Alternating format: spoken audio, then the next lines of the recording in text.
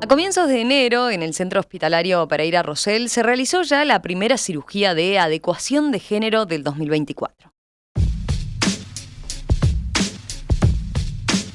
Este es un rubro, el de trabajo con las personas transgénero desde el punto de vista médico, en el que Uruguay viene avanzando, incluso generando interés internacional. ¿Qué es lo que se está haciendo en particular? ¿Qué tratamientos se ofrecen? ¿Qué ocurre en caso de niños y adolescentes cuyas consultas han aumentado? Bueno, hoy hay 2 servicios con equipos interdisciplinarios especializados en el tema en nuestro país. Uno es el CASMU y otro es ACE. Y en ambos aparecen como figura clave Daniel Márquez, conocido también capaz en redes como el Turco Márquez, médico de familia, que es coordinador del Servicio de Diversidad Sexual del Pereira Rosell y jefe de servicio del CASMU, que nos acompaña. Un placer, un gusto estar con ustedes también, un gustazo. Y también está con nosotros el doctor Gabriel Otormin, cirujano plástico que realizó esa primera cirugía de adecuación de género del año. Gabriel, bienvenido. Gracias. Les pido capaz empezar recordando, ¿no? Cómo es la definición de persona transgénero.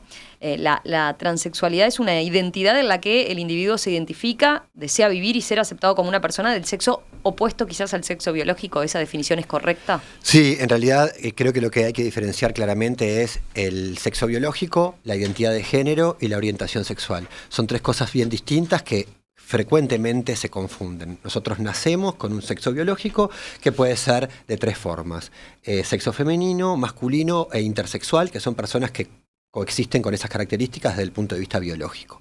La identidad es cómo nos identificamos, es un proceso identitario que generalmente comienza a edades precoces y ahí tenemos las personas trans, las personas no binarias y las personas cis. En el caso de las personas trans son personas que no se identifican con el sexo asignado al nacer. Y la orientación sexual es de quién nos sentimos atraídos sexoafectivamente, quién nos gusta. Y una cosa no lleva a la otra, claro. Ni una cosa determina la otra, son 3 procesos totalmente distintos. Totalmente distintos, ahí está. Pero me parecía que era pertinente empezar recordando, porque también hay veces que hay mucha terminología y puede confundirnos. A ver, capaz que lo que se sabe menos también son los servicios de salud especializados en ofrecer servicios a personas trans, ¿verdad? Son bastante recientes, ¿no? ¿Cuánto tienen en funcionamiento? En realidad vienen hace 15 años. Nosotros hace poquito presentamos un trabajo que tuvo la valoración y el premio de la Organización Panamericana de la Salud, que es justamente el título y lo que desarrolló y desarrolla es 15 años de este proceso de Uruguay y se llama De lo clandestino al consultorio. Cuando comenzamos, hace 15 años, las personas nos esperaban en el garage de los hospitales, en nuestros autos, para decirnos: usted es el doctor que atiende a estas personas, como algo súper oculto, o me inyecté silicona, o me hormonizo con tal cosa, y eso empezó a surgir. No, pero tenés que sacar hora, esto es algo que tenemos que atender nosotros, y eso comenzó con la primera experiencia con Ovejas Negras, que fueron los centros de salud libres de homofobia, y después con la unidad docente asistencial Samboa, y ahí empezó como Uruguay a tomar fuerza. Realmente, yo siempre lo digo, nosotros no sabíamos nada de esto cuando empezamos. Uh-huh. Fue un saber que trajo inclusive la propia comunidad y que después nos abrió puertas en el exterior para formarnos, etcétera. Pero es algo que la primera persona, cuando me lo planteó, yo le dije: vení la semana que viene, tengo que irme a estudiar. Y me fui a estudiar y no encontré nada. Y a partir de ahí se empezó a generar un saber, porque en realidad esa persona vino por inyección de silicona industrial y deseo de hormonización. Uruguay no tenía esta prestación dentro de sus prestaciones dentro del sistema de salud. Entonces comenzó hace 15 años y fue como tomando cada vez más fuerza. Hoy por hoy, los servicios que mencionabas, tanto Integramas de CASMU como el Pereira Rosell, son los servicios donde se realizan los 3 niveles de atención, ¿sí? Acompañamiento de las familias a la persona, hormonización, consejería, etcétera, coordinación con otras especialidades y cirugías. Y con un equipo multidisciplinario. El cambio de la voz también se hace allí. Después hay algunos lugares en el interior donde ofrecen consejería y hormonización, pero no es esta atención integral que estamos hablando. La realidad en el país es muy heterogénea. Uh-huh. ¿Cuánto cambió en esa realidad, en esos 15 años que mencionabas, la aprobación de la Ley Integral para Personas Trans, que es de 2018, sí, recordemos? Un montón. Un montón. Creo que nos dio un marco legislativo para que esto sea legal. Ujú. Un montón en la difusión también. Todo eso positivo y algunas cosas negativas. Creo que lo más negativo es que todavía sigue el germen de los grupos que estaban en contra, estos grupos antiderechos que tenían como premisas que quedaron, y las personas todavía nos lo preguntan, como que nuestros cirujanos van a operar niños sin consentimiento de los padres, que vamos a hormonizar sin el consentimiento de los padres, lo cual carece tanto de sentido común, pero quedó. Pongamos en el imaginario esto, que nosotros estamos en la consulta con Gabriel y viene un niño solo y nos dice, hola, me quiero hormonizar y me quiero operar, ¿cómo no? Pase por aquí. Es inimaginable que eso ocurra. Esto está protocolizado, tiene documentos que se firman, no hormonizamos a niños, eso no ocurre. Gabriel después va a hablar de las cirugías, pero tampoco eso ocurre. O sea, tienen que hacer mucho de todavía de derribar mitos, dicen. Claro, hay que derribar mucho mito aquí. Gabriel, en tu caso, como cirujano plástico, ¿te pasaba lo mismo? ¿Tenías este tipo de consultas que dice Daniel? ¿Cómo llegaste al tema? ¿Cómo te involucraste con el tema? Totalmente. En la especialidad de cirugía plástica no tenemos un capítulo que sea de cirugía transgénero. Y de repente lo que estamos más familiarizados a ver son las consecuencias de la inyección de silicona en las mamas, en los glúteos. Y ahí asistíamos a pacientes que de forma clandestina se inyectaron un montón de productos y ese producto migra generalmente y forma compresiones a nivel de nervios, a nivel de órganos, úlceras en la piel. Y las consecuencias quirúrgicas que esto les acarrea son devastadoras y con deformaciones, muchas veces invalidantes, muchas cirugías, meses de internación, dolores crónicos. Entonces, digamos, tu primera aproximación fue por el lado de eso, de atender esas patologías Exacto. complicadas que estaban apareciendo. Exacto. Porque, a ver, la persona trans igual lo lleva a cabo. Capaz que le falta conocimiento de los daños que esto puede generar, por ejemplo, en el caso de la silicona. Totalmente. Gracias a la ley trans, eso se está regularizando y estamos asistiendo cada vez menos. Obviamente que lo seguimos asistiendo. La semana pasada vimos a uno, anteriormente a otro. Pero gracias a eso los pacientes llegan a la consulta, muchos inclusive hasta desconociendo un poco la ley. Uh-huh.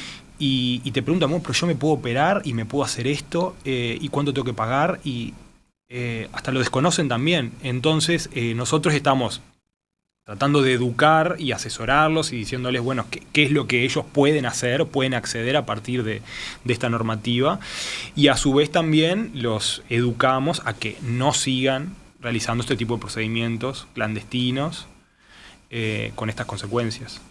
¿Qué es lo más grave en ese tipo de consecuencias? ¿Ha llegado a haber pacientes que fallecen directamente por una situación así? Sí, también. Sí, claro.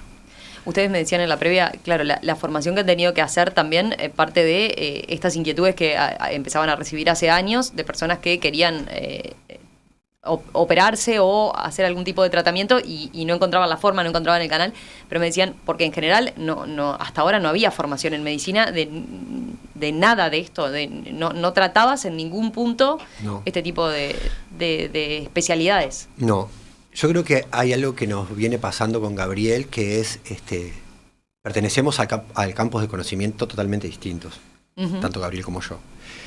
El dialogar, el estar en contacto todos los días, discutiendo temas, discutiendo pacientes, yo aprendiendo un montón de cirugía plástica, intentando intercambiar con Gabriel de medicina familiar, se genera un nuevo conocimiento.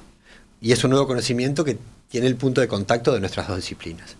En cuanto a la formación en Facultad de Medicina, Universidad de la República, hace 11 años que venimos con una optativa con ovejas negras que siempre tiene los cupos llenos. O sea, hay mucho interés de las personas de aprender sobre esto. Pero es una optativa. Por primera vez este año en toda su historia, Facultad de Medicina, Medicina Familiar y Comunitaria va a curricularizar este tema, uh-huh. Y los alumnos de sexto año van a poder tener esto, que es como medio fundamental, porque es transversal. Para contarte una anécdota pequeña, mira, nosotros tenemos publicaciones que nos apoya desde siempre, desde que empezamos el Fondo de Población de Naciones Unidas. Uh-huh. En esas instancias, un colega le decía a Valeria Ramos, que es una compañera de allí, yo nunca en mi vida de médico, en todos los años de médico que llevo, atendí a una persona de la diversidad sexual.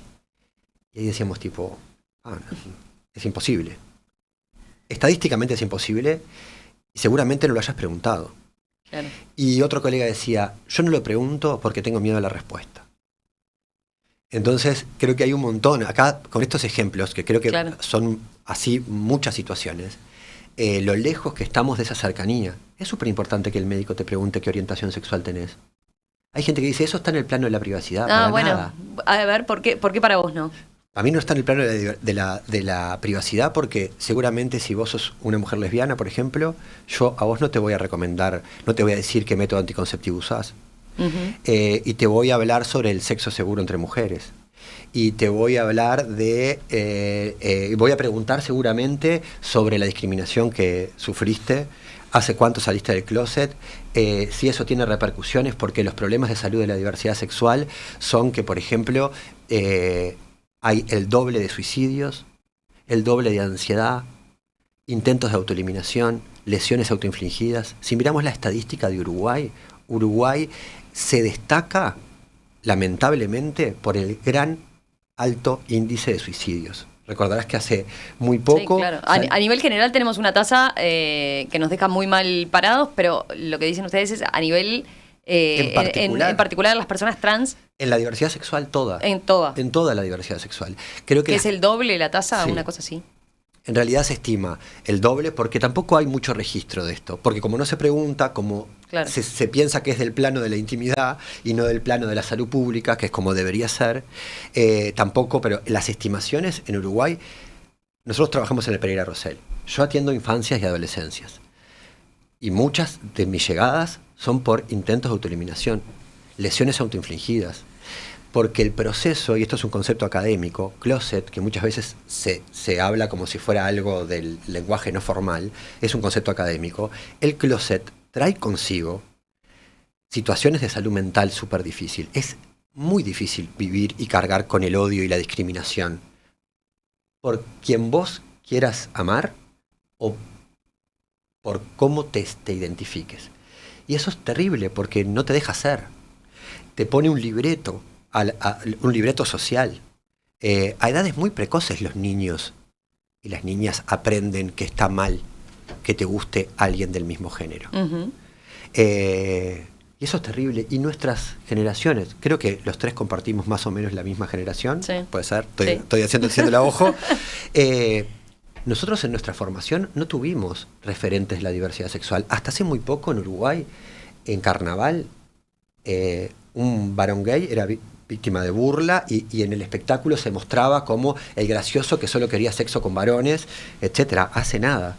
Y ahora los adolescentes tienen referentes con los cuales pueden soñar ser, que son valorados por su talento, no por su orientación sexual, pero que a su vez llevan una orientación sexual o una identidad de género con mucho orgullo. Eso es un cambio generacional que de nuestras edades a la de los adolescentes ahora es un montón.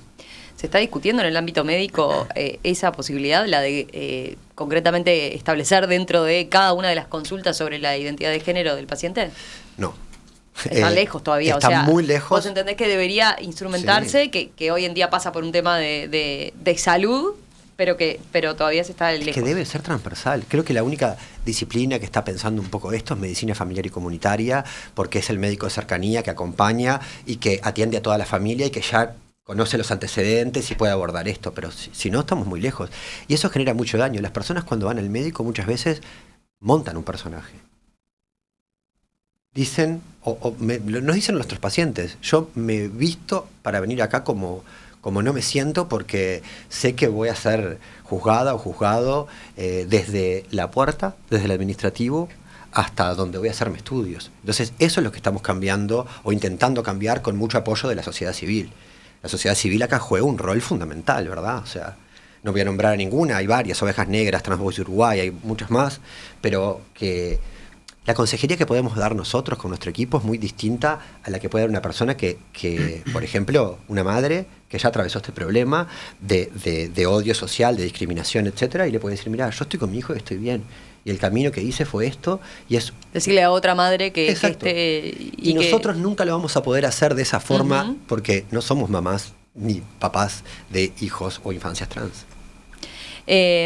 Respecto a eso, ¿reciben en cuanto a consultas de personas trans, hay alguna característica en particular, de alguna edad en particular? ¿Hay en algún momento en que se empiecen a ver más consultas?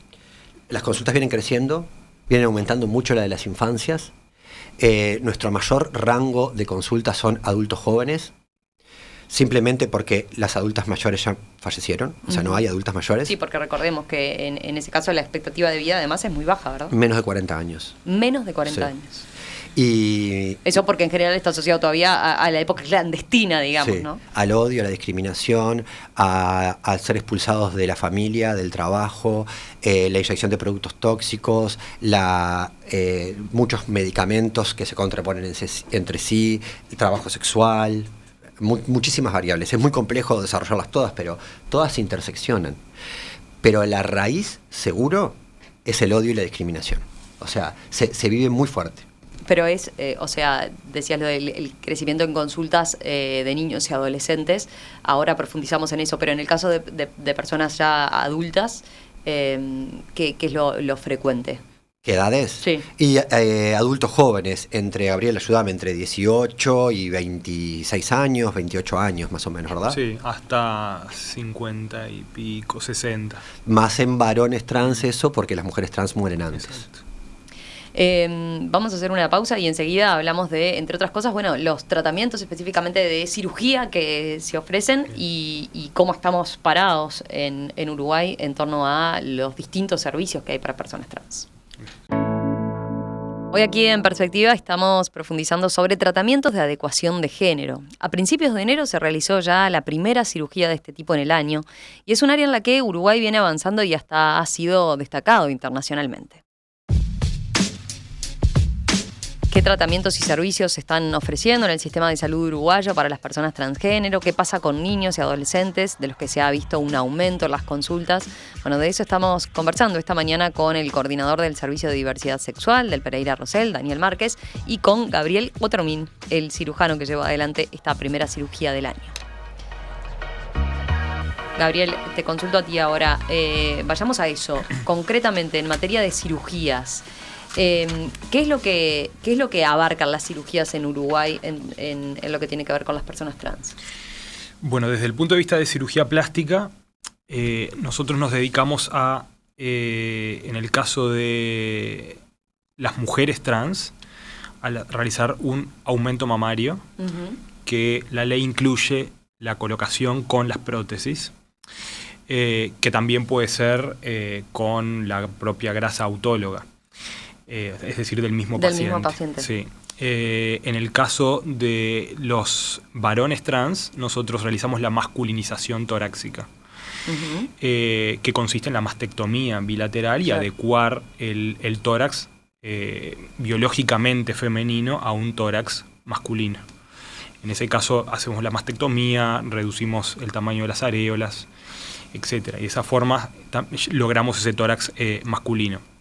También, desde el punto de vista de mi especialidad, tratamos las consecuencias de lo que hablamos antes de la inyección de silicona, la migración de la silicona, las úlceras y los problemas que esto acarrea.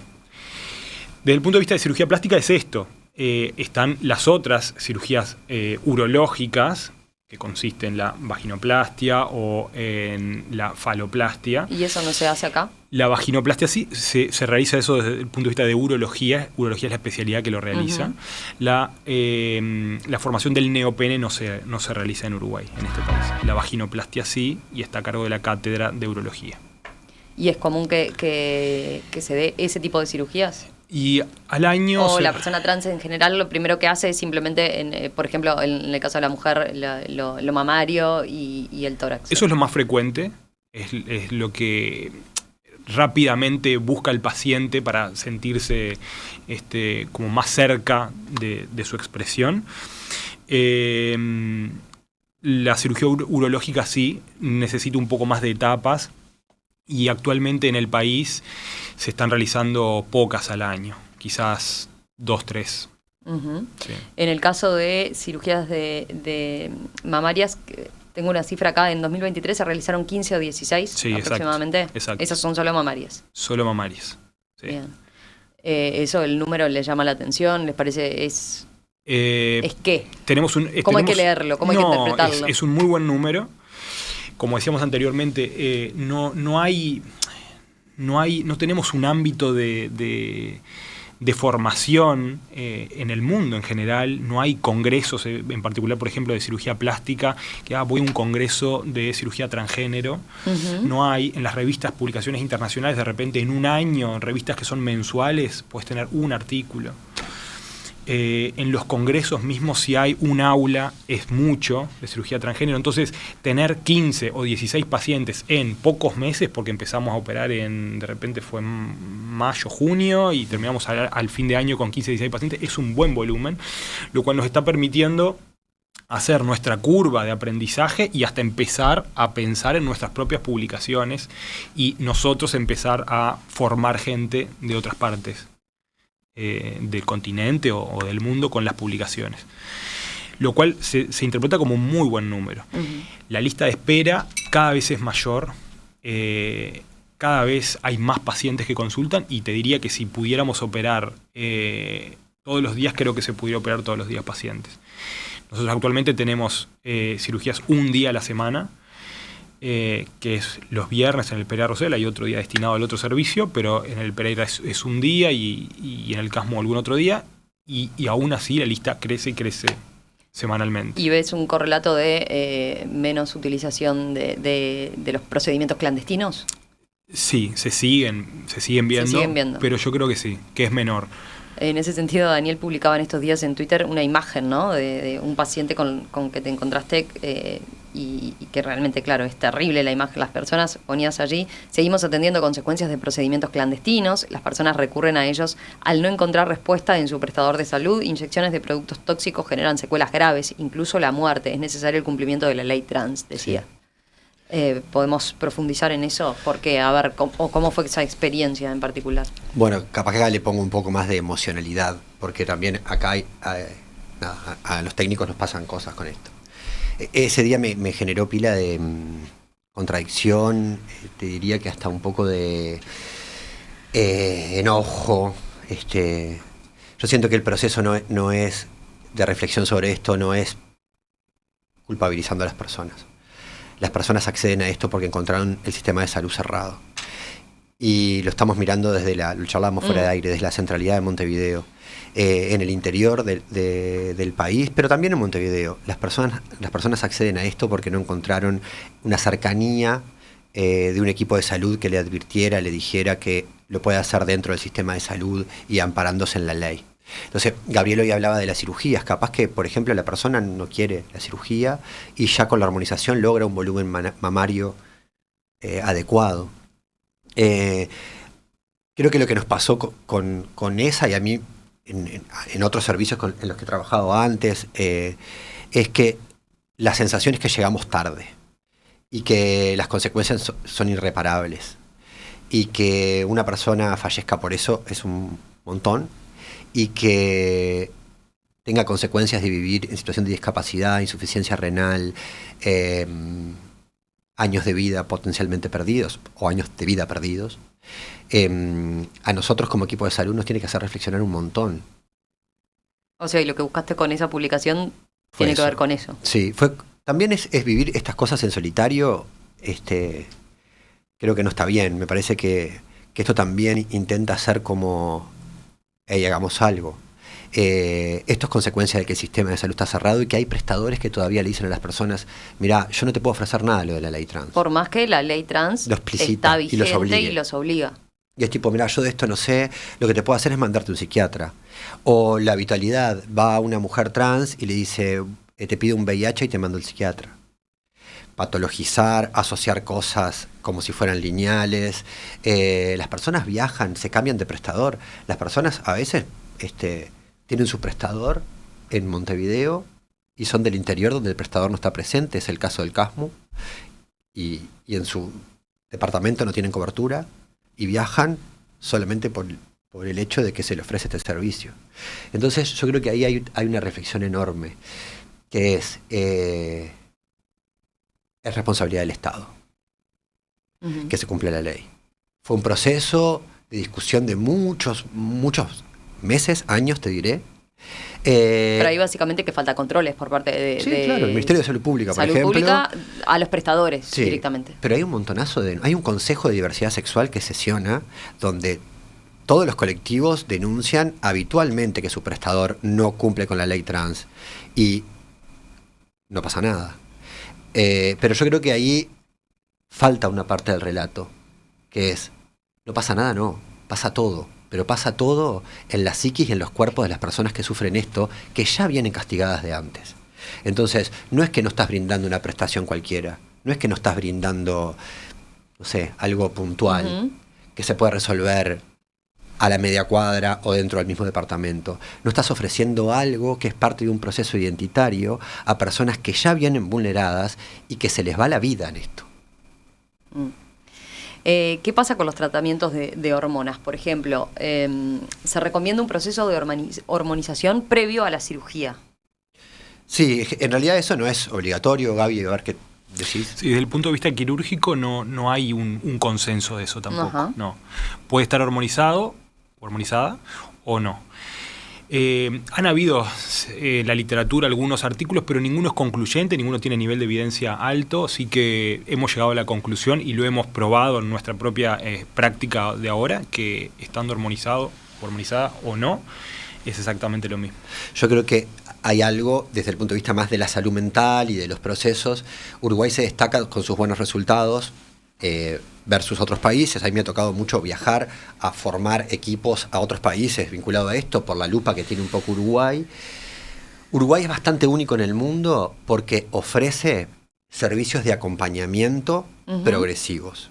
Entonces, por ejemplo, si una persona se hormoniza antes de la cirugía, y es nuestra recomendación, pero no es que sea algo obligatorio, va transitando la experiencia y capaz que cuando está en el proceso hormonal dice, yo no quiero un implante mamario porque ya la hormona me generó el volumen que quiero, no quiero atravesar los riesgos que requiere una cirugía mayor. Entonces por eso es más la recomendación. Y Uruguay es único en el mundo porque hay en países donde vos vas, pagás y te hacen absolutamente todo en el mismo acto. De hecho, esos países tienen mucho, comillas grandes, turismo-salud. No me gusta asociar turismo a salud, pero bueno, un poco se llama así, donde van, pagan y tienen todo en el mismo acto quirúrgico, implantes, o neovulva, cirugía de la voz, y eso nosotros no lo recomendamos nunca, porque es un montón sostener todo eso después que salís de ahí. Entonces creo que todo lo que tiene que ver con adecuación... Tiene que llevar un proceso. Tiene que llevar un proceso, ni que hablar de acompañamiento, y Uruguay es el único que lo hace desde un equipo interdisciplinario, pero centrado en la medicina familiar y comunitaria. ¿A qué me refiero a esto? A contactar las redes de la persona, en hacer abordajes familiares, en ver quién va a cuidar a esta persona, en contactarse con instituciones, por ejemplo, habitualmente hablamos con escuelas, liceos, etcétera, en la hormonización, por ejemplo, de personas, trabajos, la certificación del trabajo. ¿Cómo es su casa? ¿Cómo va a ser desde la recuperación postquirúrgica, pero también los vínculos en el hogar? La hormonización genera la habilidad emocional. Voy a poner un ejemplo, dos ejemplos capaz, bien puntuales. Uno en varón trans y otro en mujer trans. Si una mujer trans está lábil emocionalmente, está atravesando una depresión, y vos la hormonizás sin haber evaluado eso y haber categorizado riesgos, capaz que es el paso para que se autoelimine. La hormonización. Claro. Un varón trans es una persona violenta, ejerce violencia sobre su pareja, y vos lo hormonizás sin haber evaluado eso, es el paso a que la impulsividad que genera la testosterona haga eso. Entonces acá hay que verlo desde una forma integral. Por eso insistís en ese acompañamiento y conocer mucho al paciente en todas esas facetas. En su habitualidad, claro. En cómo realmente es. Puedo poner el ejemplo de Gabriel y del resto del equipo, del fonoaudiólogo, de la enfermera, de la psicóloga. Nosotros no somos una pieza donde el paciente pasa, va y se le da un pase al otro. Yo no veo un paciente y le digo a Gabriel, pase a cirugía y el paciente va con una receta a Gabriel. Estamos juntos en la consulta, con el psicólogo muchas veces, con la psicóloga, con el trabajo social. Creo que ahí se genera algo hiper rico, que es, no, pará, vamos por acá primero. Es esta ingeniería que requiere de que las personas no pasen por comportamientos estancos y que no sean una pieza del puzzle de la persona. Claro. Estamos acostumbrados a un sistema fragmentado que si a vos te pasa en el corazón algo, te ve el cardiólogo, algo en la piel el dermatólogo, algo en el ojo el oftalmólogo y nadie ve tu globalidad. ¿Qué te pasa a vos con eso? ¿Qué sentís? ¿Esto es la expresión de un síntoma, de un problema mayor? Claro. O ver a la persona como un todo. Lo que pasa es que en una situación así de vulnerabilidad como puede tener la persona trans que pasó por todos esos años donde de repente le fue muy difícil por sentirse como se sentía y por no ser entendida, por ser discriminada y demás, se materializa esa falencia del sistema de salud así como en la perfección. Sí, total. Es algo que es muy evidente. Es como fragmentar a ninguna persona está bien. Yo creo que tenemos que reflexionar un montón sobre la salud de las personas en general. Pero si fragmentás a una persona que ya viene vulnerada y que tiene todos estos indicadores que hablábamos antes alarmantes, el sistema de salud termina haciendo daño, no beneficio. Tengo varias preguntas, pero a propósito de las hormonas y los tratamientos hormonales, ¿qué es lo que cubre hoy el sistema de salud en cuanto a hormonas? Cubre... por ley, obligatoriamente, sí, obligatoriamente. Cubre a la feminización, digamos, que es los tratamientos hormonales para mujeres trans, la masculinización, que es tratamientos hormonales para varones trans, y también los tratamientos para personas no binarias, que son personas que no se identifican con ninguno de los géneros, digamos. Eso, y por ejemplo, ¿hay demanda? O sea... La cirugía entiendo que puede tener otra dificultad, pero ¿o todavía existe el sentimiento de discriminación porque van a ir a pedir ese tipo de medicamentos, ese tipo de prestación? Sí. Acá hay un correlato con la cirugía que es parecido, pero en el medicamento. Las personas acceden también al sistema clandestino para la hormonización. Entonces, compran medicamentos que no son los adecuados, toman a volúmenes enormes pastillas anticonceptivas que no son recomendadas, que a altos volúmenes generan riesgos cardiovasculares, etcétera. Hay una especificidad para esto, que no son anticonceptivos, que no son inyecciones veterinarias, que no se consiguen en otro país, se traen para acá, que no se compran por internet, etcétera. Pero ni que hablar que todavía sigue estando ese estigma de ir a pedir hormonización. Creo que la clave está en servicios amigables, que estén muy cercanos de esos y acompañando el proceso. Hay personas que me decían, yo creo mucho en el saber fuera de la salud también, ¿viste? Es como, los médicos sabemos algo de enfermedades, ¿sí? Poco de salud. De salud saben mucho las personas, de la cotidianidad, pero también de salud saben un montón los maestros, las maestras, los profesores, las enfermeras. Entonces creo que en esa cotidianidad, nosotros en la consulta cuando vemos un niño o una niña, con suerte lo vemos 20 minutos, 30 minutos, ¿no? Muchas veces cuando contactamos con la maestra, tiene una información de la salud de ese niño. Claro. Más allá de la familia también, ¿no? Que es cómo se lleva con los pares, cómo funciona el sistema jerárquico de la institución, cómo son sus hábitos, cuál es el sistema de reglas y normas que tiene, etcétera. Entonces yo creo que ahí también hay una cosa que tenemos que pensar del sistema médico hegemónico. Los médicos podemos hacer algo, no todo. A mí cuando me ofrecen en algún... Pero como parte, ustedes cuando tienen consultas de niños, en ese caso, hacen ese paso, ese contacto, claro. Pero no está establecido, digo, podrías no hacerlo y estarías cumpliendo tu función, claro. Nadie te puede reclamar nada. Exacto, pero cuando ves los resultados, y ves los resultados clínicos en la persona, nosotros tenemos un día que dejamos solo para eso, que es para contactar con la escuela, con la red, reuniones con el maestro, reunión con el centro juvenil, abordaje familiar. Yo desempeño la medicina familiar y comunitaria, el nombre lo dice. Yo no puedo estar viendo un individuo aislado sin su entorno. Es habitual, no sé, pienso en los oyentes que están del otro lado, cuando van a sus consultas con sus hijos. Es muy habitual que a veces ni siquiera se le dirija la palabra al niño o a la niña, que todas las consultas las conteste el padre. Y es un montón eso para lo simbólico que significa para ese niño. Porque ya en el acto médico de intercambiar con el niño, estás dando señales de que el cuerpo es de él y que el cuidado, principalmente de su cuerpo y de su salud mental, es de esa infancia. Y prevenimos cosas que son terribles en Uruguay, como el abuso, por ejemplo. Claro. Solo con esas señales de, mira, te voy a examinar, pero tu cuerpo es tu cuerpo. Lo estamos ahora examinando aquí en el contexto de un control médico que lo haces con tu madre o tu padre que te acompañó y el médico. Esto fuera de esto, tu cuerpo, no lo puede tocar otra persona. Y ahí ya es una intervención donde el niño o la niña es protagonista y ya hay algo simbólico. En las consultas de niños y niños, yo veo, niñas y niños, veo esto muy frecuente. Que nadie se asombraría, nadie se asombra y es habitual. Esto, hola princesa, ¿tiene novio esta princesa? Debes tener muchos novios. A una niña de 5 años, 6. Qué linda que sos, patrón de belleza, patrón de género, patrón de orientación sexual. ¿Qué pasa si a esa niña le gusta otra niña en la escuela? Hace poquito, muy poquito, debatimos en el equipo en el que trabajamos de una niña, aprendizaje, y agradecido muchísimo a esta familia de este aprendizaje, que su problema, que es un problema del mundo de los adultos, es que le gustaba a otra niña. Le escribió una carta a esa niña y se la dio. Uh-huh. Esa niña aprendió rápidamente lo que fue la vulnerabilidad de su intimidad. Eso terminó en un grupo de padres, esa carta, que la ves, esa carta es un amor, donde los padres de la otra niña generaron una situación en la institución y donde ella aprendió rápidamente que está mal decir públicamente que le gusta a otra niña. El ejemplo que charlamos con la maestra y la directora cuando me tocó contactar con ellos fue: solo me gustaría que pensáramos si esa misma carta hubiese estado dirigida a un varón.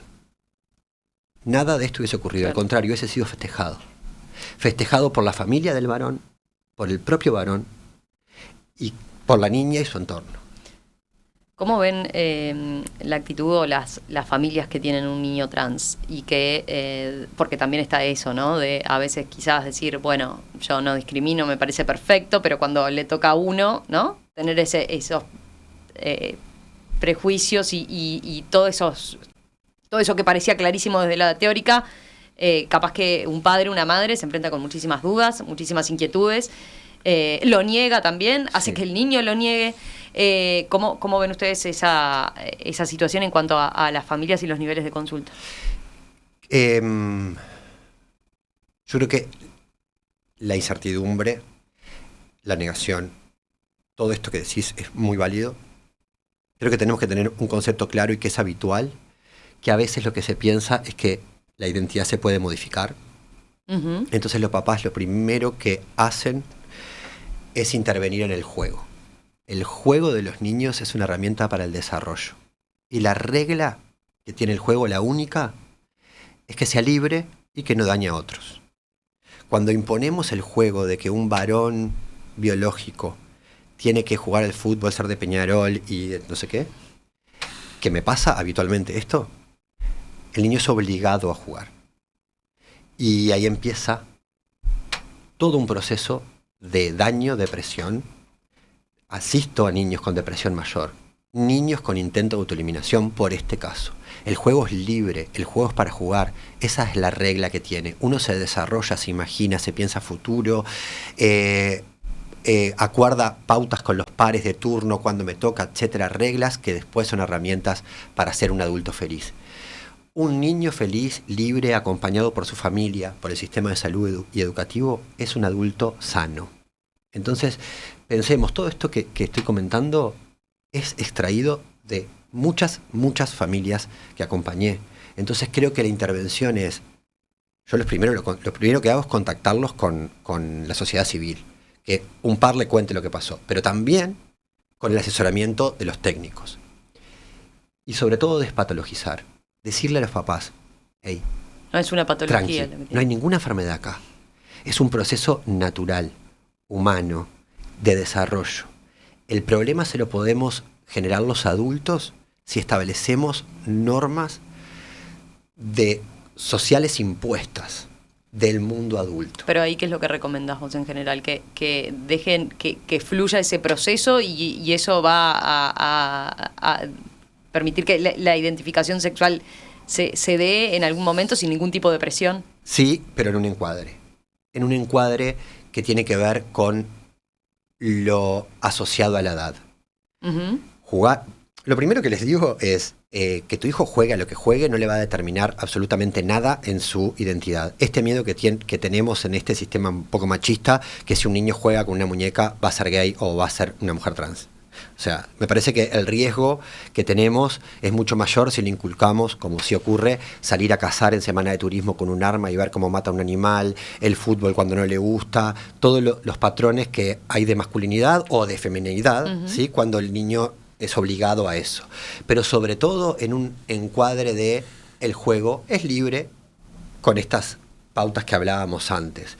Yo creo que la imposición, ahí es el problema. El niño empieza a sentir que ya no es libre y que su sentir pasa a segundo plano, tercer plano, y que para ser aceptado tiene que montar un personaje. Eso tiene secuencias nefastas para adelante y muchas veces irreparables. Si una persona se mantiene en el closet muchos años, el daño es irreversible.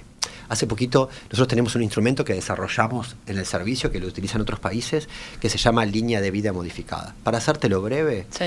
demostramos que cuanto más tiempo pasa entre que la persona se identifica y logra expresarlo, en el medio hay intentos de autoeliminación, lesiones autoinfligidas, ansiedad, depresión, suicidio. El desafío es Están a cortar ese tiempo. Tengo preguntas de los oyentes. Daniel pregunta, ¿se dan casos de arrepentimiento en alguna de las técnicas? No, por ahora no hemos tenido ningún No han caso. tenido. No, ninguno. Creo que también hay un imaginario ahí, un imaginario de que las personas se arrepienten. Eso también es súper evaluado por el equipo. O sea, no es un almacén esto. Que las personas van y dicen, quiero esto, vas a lo Claro. hacer si no hay una cosa previa. Cuando yo soy el último eslabón, uno de los últimos eslabones de esta cadena, cuando llegan a la consulta con cirugía plástica o cuando llegan a urología, ya pasaron años de hormonización o no, bueno, de consultas, de tratamientos, de muchas evaluaciones para llegar a la consulta. Entonces yo creo que el porcentaje de arrepentimiento ahora es cero. No lo sé. No sé más adelante, pero lo hemos discutido también, si en algún momento asistiremos a alguno, y creo que el margen de error es muy poco por el tiempo que pasa hasta que llega al acto definitivo, que es la cirugía, que no hay vuelta atrás. Y hay veces que hay cosas que las centramos en el acto médico y también son de resorte de la salud, que cambian la vida de las personas y que no tiene que ver mucho con lo que hacemos, que es, por ejemplo, el cambio de nombre y sexo registral, que la persona tenga su cédula. Eso Claro. Nosotros lo propiciamos en la consulta, lo aconsejamos, le decimos cómo hacer, dónde tiene que ir, etcétera. Es parte de la salud porque cambia mucho la discriminación. Tener tu cédula real, nosotros le decimos a eso el nombre verdadero. El nombre verdadero es el que te identifica. Si vos tenés un nombre, ¿cuál es el objetivo del nombre? Que te identifique. Si tenés un nombre que no te identifique, no tiene sentido. Claro. Entonces, propiciar que los registros sean acordes a la identidad también.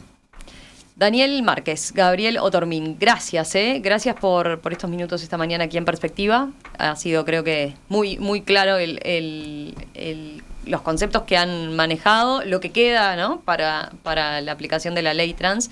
Volvemos a conversar en cualquier momento, si les parece. Placer, muy muchas amable. gracias. Que pasen bien.